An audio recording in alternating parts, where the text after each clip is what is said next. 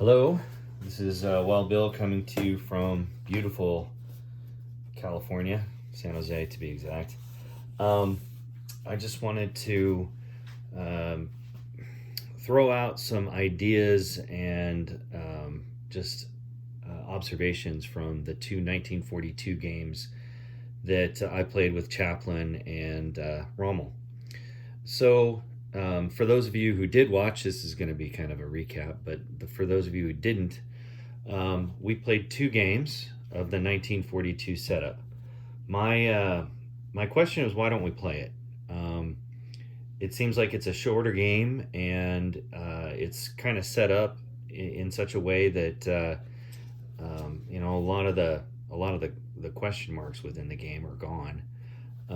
And so it's just a straight up like a 1942 Axis and Allies battle. But for some reason, it just doesn't get love. And I've tried getting people to play with me, at the start of it, and I had quite a few people just kind of drop out because they didn't even want to try. So the question was why. And I think I have a few ideas. But let's kind of talk about it, and we can go from there. So the first game I played was Chaplin and Rommel, and we started with the same setup, the typical 1942 setup that's on the charts.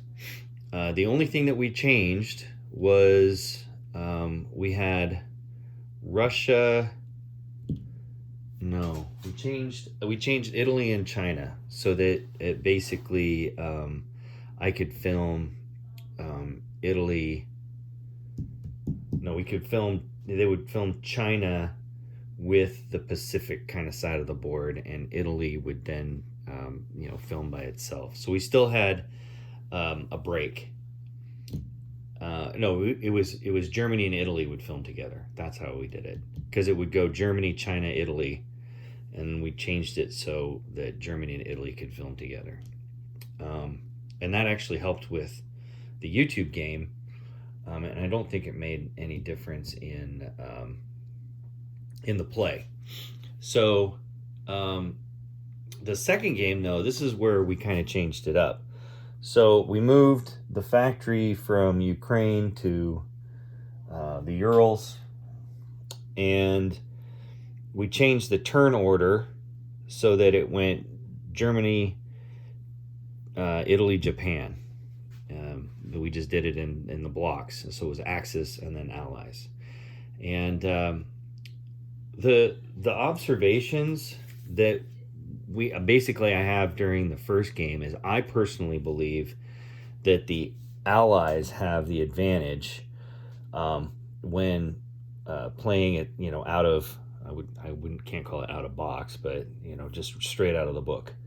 And if you think about it, it's because of the number of pieces that Russia has compared to the number of pieces that Germany has on that side of the board.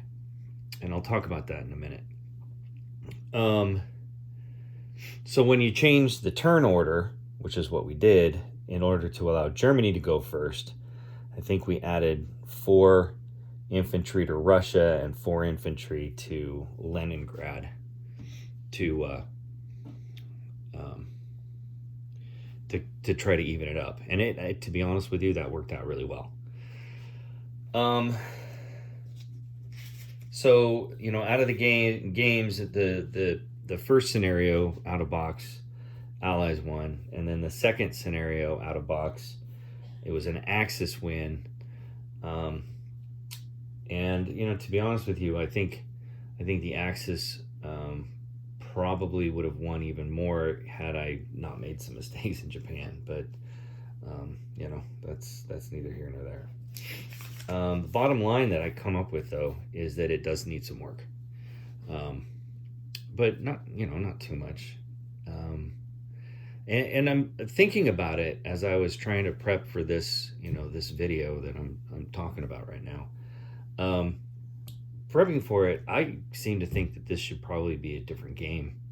Use the same mechanics, but there's a few changes that I would make. So let's go over the good parts. Okay, so the good points of this game is that it's short. It's only 5 turns, and like this turn 7, turn 8 are quick. They turn around really quick.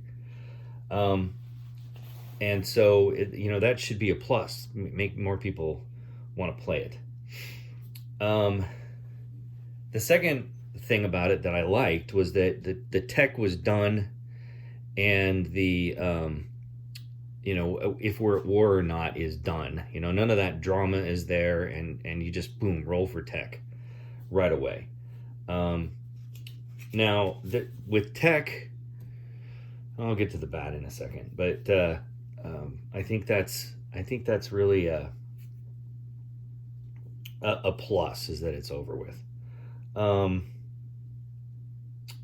The other good thing is that it was pretty much a how do I put it? It was a balanced game. I mean, we were in it till the end, really. On the second game, the first game, Chaplin made a mistake, and I capitalized on it. But he was in it till the end. He wasn't going to lose, I don't think, unless he saw that mistake. So let's leave it there with the good. The bad. Okay, so in my notes, I'm saying that the original setup with Russia first and then Germany is that it's heavily favored for Russia, and the reason for that, if you look at it, it's let's just count the pieces: 4, 5, 6, 7, 8, 9, 10, 11 plus 4 is 15, 17, 18, 19, 20, 24, 25, 26, 27, 30, 31, 32, 34, 35, 6, 37, 39, 40, 41. Let's count this right here. 41, 44, 5, 6, 7, 8. So there's 48 pieces here on this side of the board just to start off with. And now I'm going to count from, say, Germany this way. So let me write that down. 48. On this side of the board, I've got 3, 4, 5, 6, 7, 11, 12, 13, 14, 15, 16, 17, 19, 20, 22, 23. Okay, and that's just in this area. 23, 24, 25, 26, 27, 28, 29, 30, 31, 32, 33, 33 plus 4. That's 37 to 48. And that's just, from, I'm not counting Germany this way, okay? And on top of that, Russia's got 1, 2, 3 industrial complexes. One is a 10, and Germany's got nothing other than, it's got Ukraine. But basically, if you hit it the first turn, you're taking it back, and now Russia's got 4 industrial complexes to Germany's 1. So, in my personal opinion, if Russia goes first, it's not balanced. Okay, next. Let's see here. The United States and the Battle of the Atlantic. So, if you're going off of history here, right, this is supposed to be in 1942, right? Well, this, I think, with the U.S. is a little weak. Maybe another destroyer or a cruiser or something, or a battleship. And then, they hadn't cleared the Atlantic yet, so there should be submarines sitting here off of Normandy in the Bay of Biscay, and there should be submarines sitting here off the Azores, or at least here in C-Zone 104 as well. And then, believe it or not, the Italians had a bunch of submarines operating in and out around this area as well. So, where'd the submarines go? They're gone. And we're supposed to be in 1942, not 43 or 44. So there should be something here that Germany has and Italy has to keep to keep at least the Americans and the British at bay for a turn or two. The next thing is that there's Vichy is not in play. Why? Why do we not set up Vichy? Are we trying, I'm assuming that we're trying to play like a 42 setup. So, why not have that scenario already set to go? And then I'm going to say this right now. Several victory points are unattainable. So, for example, there is no way we're getting Ethiopia or Italian Somaliland. No way. There's no way that the Union of South Africa is in play down here. I would say that China is not attainable. Not when you're starting off here and you have to go, only 5 turns to get over here to Kanzu. What was the other thing that I thought was unattainable? I don't think you're going to get Sydney. The Japanese start off really strong when it comes to ships, but they have only 3 transports. That doesn't make sense, and they're all down here. They're already away from Japan, so the max that they can come to take out Sydney is 2, 4, 6, and if I get super transports, well, that's 9. Maybe I can fly a guy down with the bomber.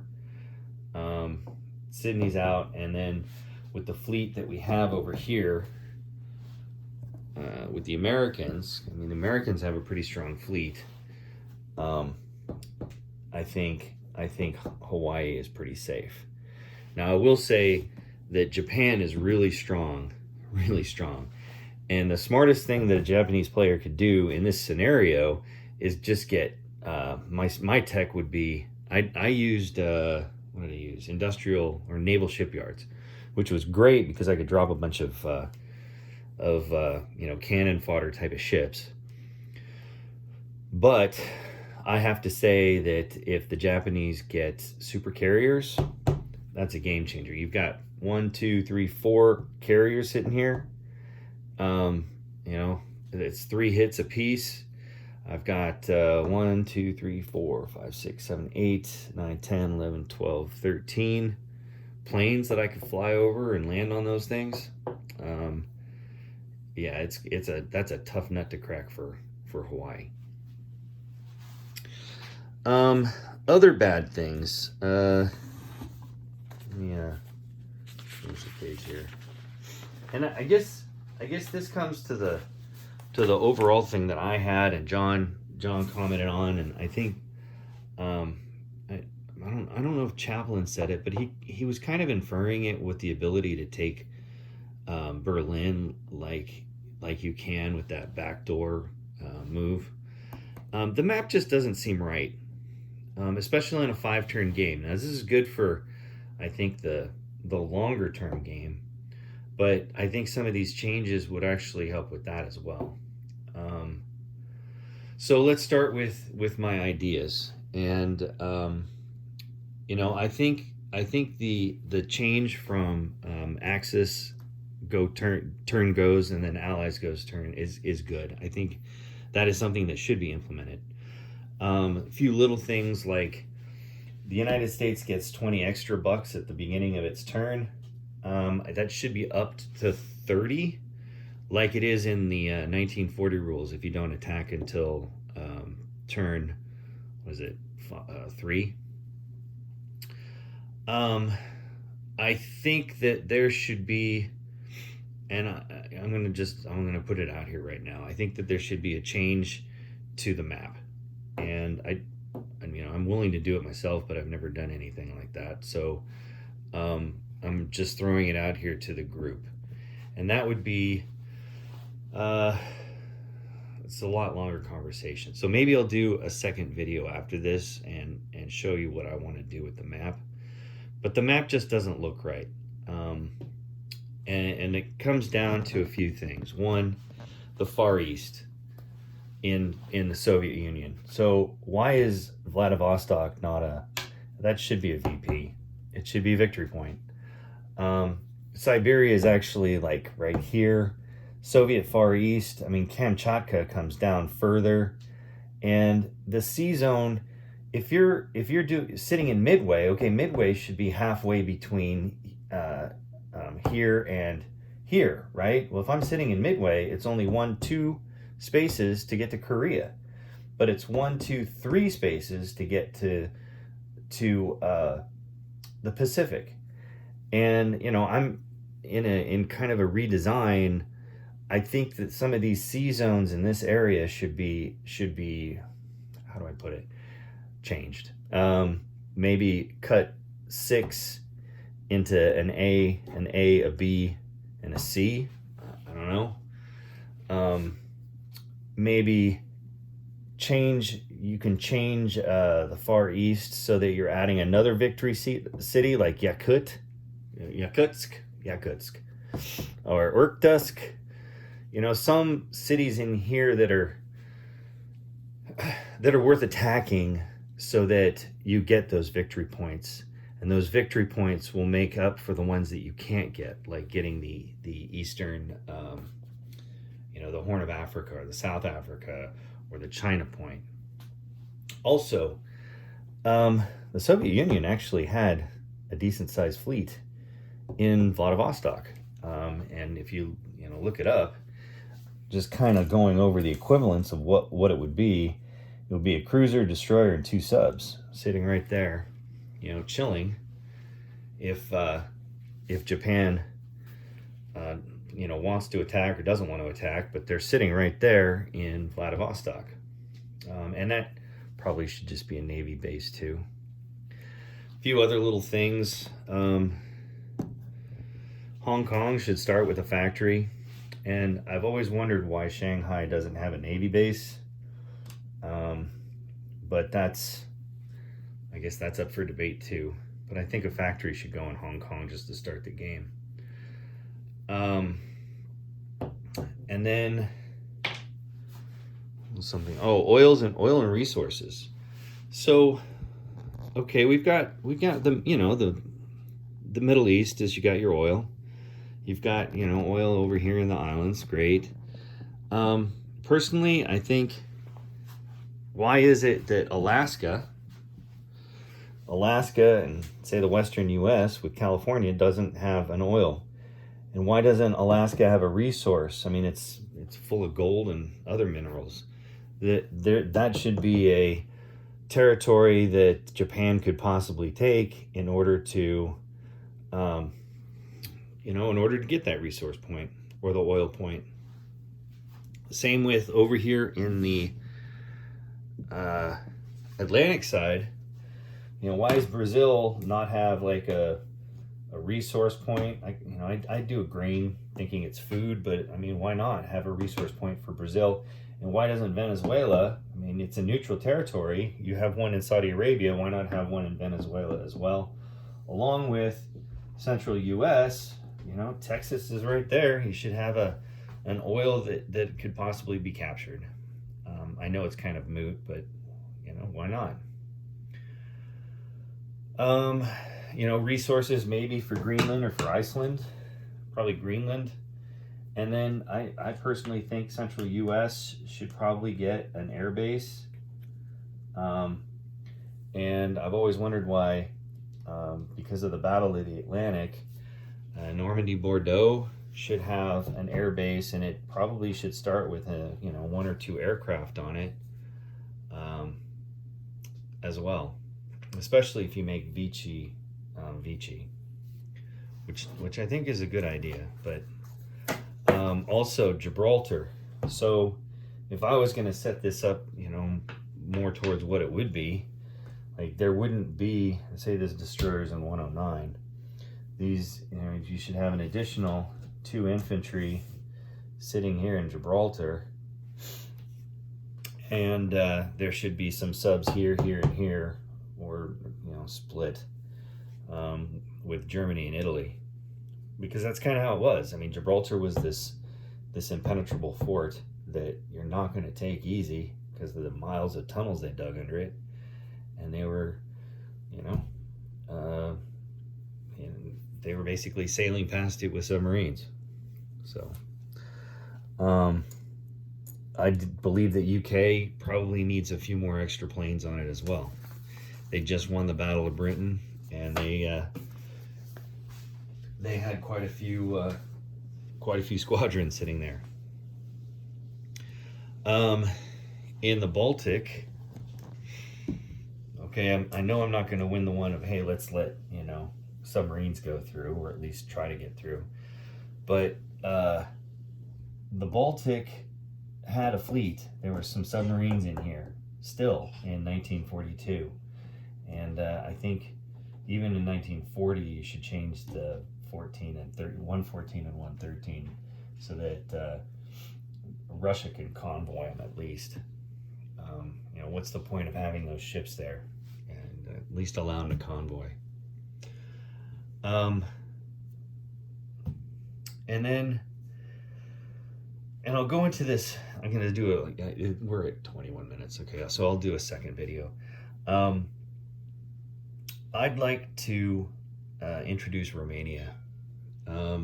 This area right here was the fourth largest Axis, what do we call it? Axis ally, or Axis satellite state, and it supplied basically over 1.5 million men to attack Russia. So I think it's time to add that as either a second country, because we have Italy already. Why not have Romania and kind of redraw up some of the territory there? Add a factory, and I would add a resource point. Why not make that a resource point? Because they did have a lot of grain that they exported to Germany in order to feed people. I guess last but not least, I want to show and